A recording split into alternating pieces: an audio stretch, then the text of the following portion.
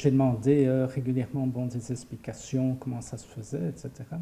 Et alors, sa tactique a toujours été d'être, à la limite, en guillemets, grossier. Michel nous raconte les déboires qu'il a eus avec le syndic de l'immeuble dont il est copropriétaire. C'est en héritant de l'appartement de sa mère qu'il commence à participer aux premières réunions de copropriété.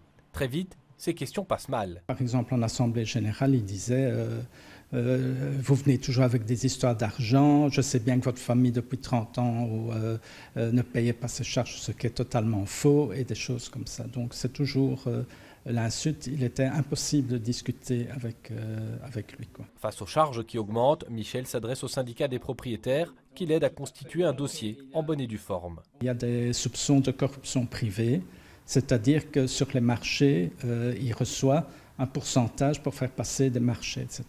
Mais il y a aussi d'autres faits qui lui sont reprochés. Par exemple, là, je n'avais rien vu à ce niveau-là, mais d'après le rapport de l'IPI, il y a aussi des détournements directs au niveau de sommes qui devaient revenir aux propriétaires, etc., etc.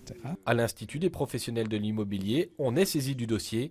Ce n'est d'ailleurs pas le seul. Il y a différents manquements qui ont été soulevés par rapport à le non-suivi de décisions d'Assemblée générale, des problèmes sourds de commissionnement et des problèmes de comptabilité. On a quand même beaucoup d'interventions à ce niveau-là et depuis 2010, du côté francophone, on a radié 15 syndics et on en a suspendu 37 pour des malversations par rapport aux copropriétés. Radié une première fois, le syndic Le Gros est en appel. Nous l'avons contacté, il a refusé de nous parler. Saisi lui aussi, le parquet devrait le convoquer prochainement en chambre du Conseil.